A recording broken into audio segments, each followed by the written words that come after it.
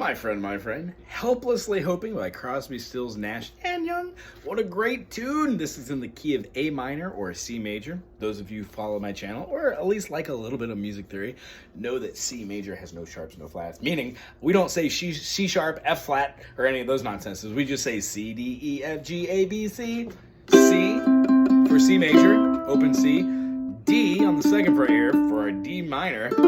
Open E for our E minor. Now you can either play an E minor by placing your fingers correlating from the top string, this B, down to a G, and then an E, which gives you your E minor.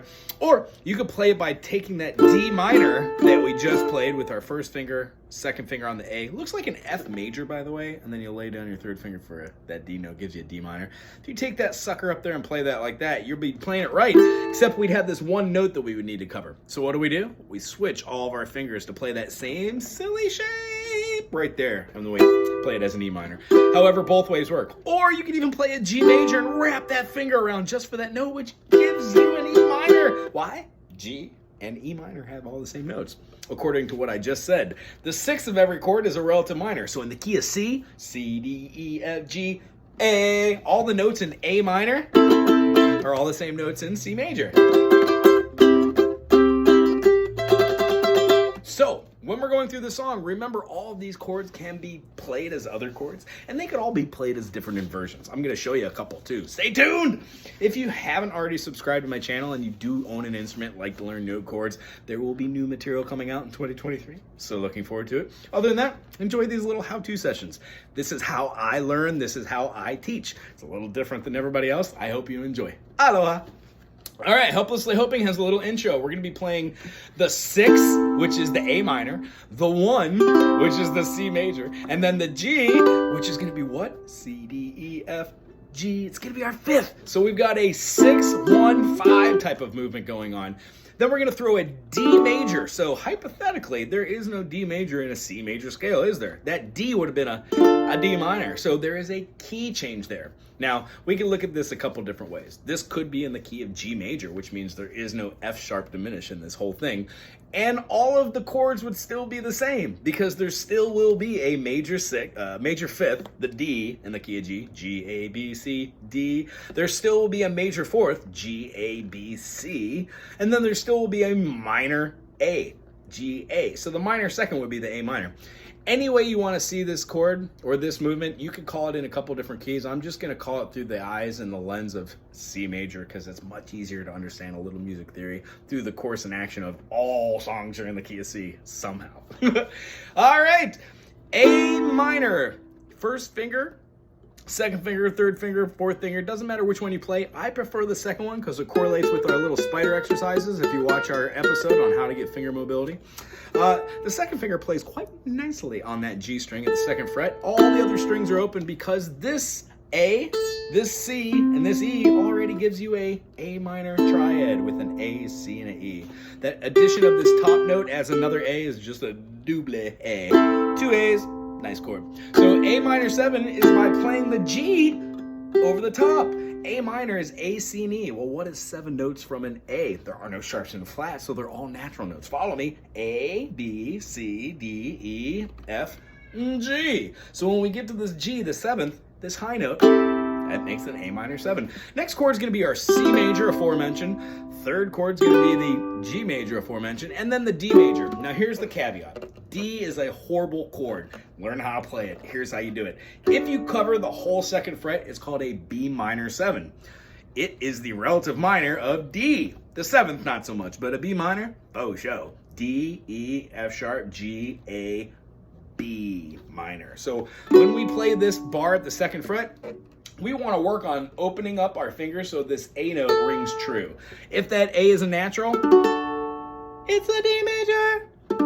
If it has the B in there, it just becomes a 7th chord. Very close to that. So while you're learning your B minor and your D, use these and intertwine them until you find the appropriate way to play them fully. After we get through just the chorus and the verse, after we get through just the verses, we go to the chorus. The chorus is, however, going to have the last piece of the verse. So I'm just going to play that out right quick. Yeah. So, worries, did he hear a goodbye or even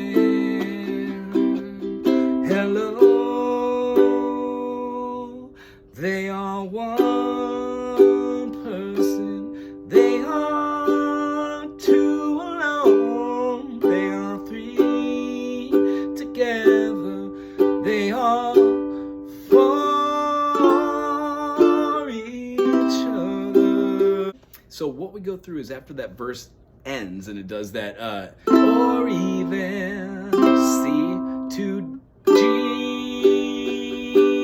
hold out that G rather than go into the D. You can, because the D is in the G chord, but on the album it really feels like it's holding over the top.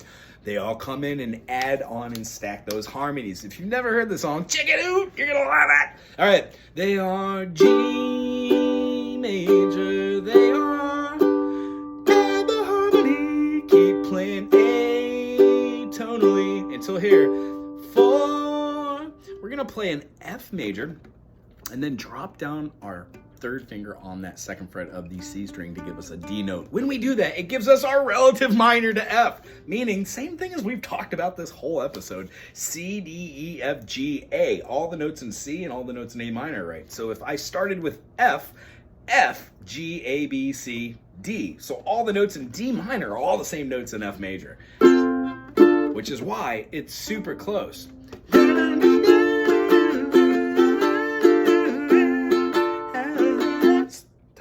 So when we go through the verse, the chorus, it goes through another verse. Stand by the stairway, you'll see something certain to tell you. Confusion has its cause.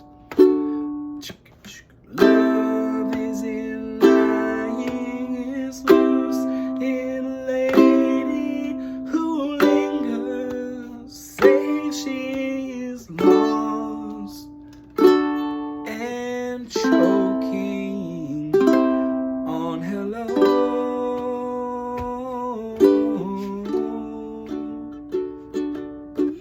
The idea that I wanted to put forth in this video is the rhythm you pick can be exactly like it, or it can be something you choose.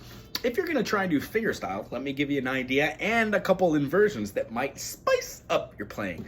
Our A minor, derived of having our second finger on the second fret and then all three of these open, which give you the A minor chord plus the addition of the top A, can simply take another version of this A minor. Now, this is a quest for you who do not know this fretboard. However, you don't have to know it to play these songs, but it is super crucial and cool that eventually you tie together these concepts and see them for what they are. I hope this explanation really helps.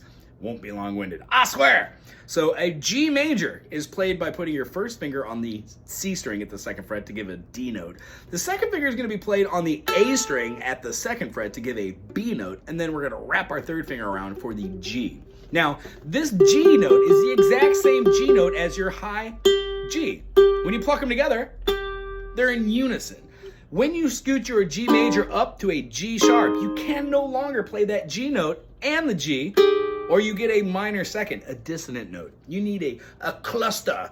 It rattles the eardrums weird. It's crazy. So what we do is what we do. We put our pinky right here and we play it as a G sharp major. Or we can take our F major shape, play it with our secondary fingering, and then play that at the second fret. Sorry, for a G sharp, it would give us a third fret, but the concept's still the same. So what we need to do for the A minor is this concept.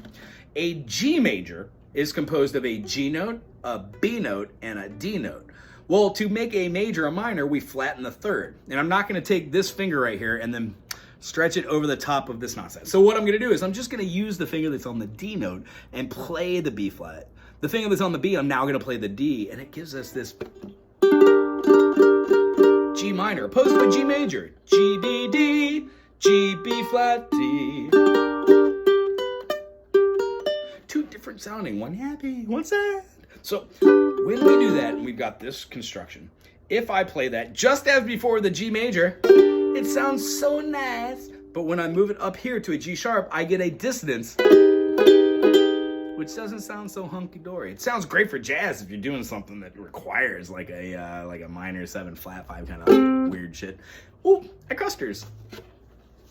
However, if you're going to be playing around with these different notes, I would assume that you're going to be able to play this playing a G minor. Take our third finger off of this G note, put it all the way down the G string on the same fret, and then let that pinky cover. That makes a G minor. Once again, G major.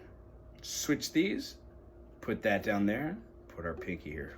Now here's where the music is fun. If this is a G minor, This is a G sharp minor, and that makes this an A minor.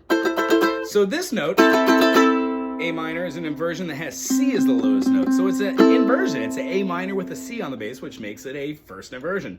When we play the chord this way, our lowest note is now an E, which makes it a second inversion because the E is the fifth of the chord A minor. A, C, and E. So hypothetically, when we take this and we play this all the way up here, we're still playing an inversion. You could play around with these notes just to get the A, C, and E all the way around this fretboard. All right, so when we're doing the stand by the stairway, you'll see something certain to tell you.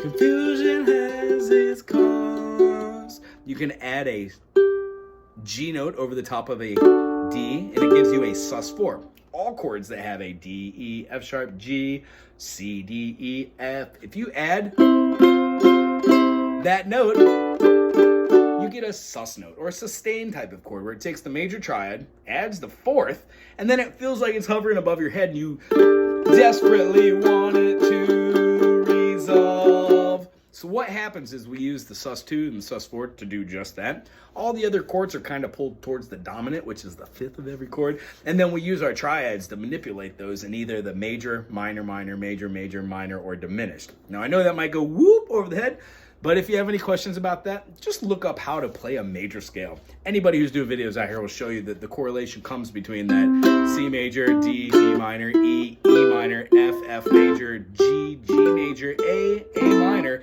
B diminished, and then C again for our resolution. Having gone through all that as a lesson, this is a great one to do fingerstyle. Fingerstyle is nothing more than playing chords and using a finger-picking pattern. Some of the finger-picking patterns are the same. Ooh, that was really hard. Some of the finger-picking patterns are actually the same as different instruments like the banjo or the mandolin rolls, different plucking strategies. What I like to do is just play the C, the E, and the A as a great starting mechanism. So watch how it goes on this hand. The A minor, the C, the G, and the D. Helplessly hoping his arm in lovers nearby, waiting a while.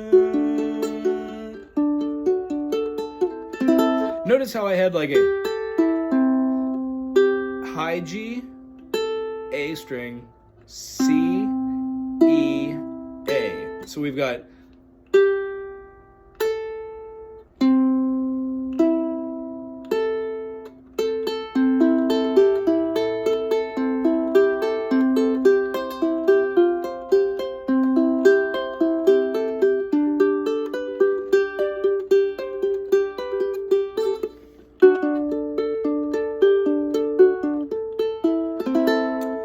those notes. If you have a question about what notes actually correlate with the chords you're playing over, try and check out one of our scales or modes explanations. Otherwise, Google on the Googles about how to play a major scale and go from there. If you have any questions about it, put it in the comment section below. And if you dig the way that I explain things, check out the channel. Aloha.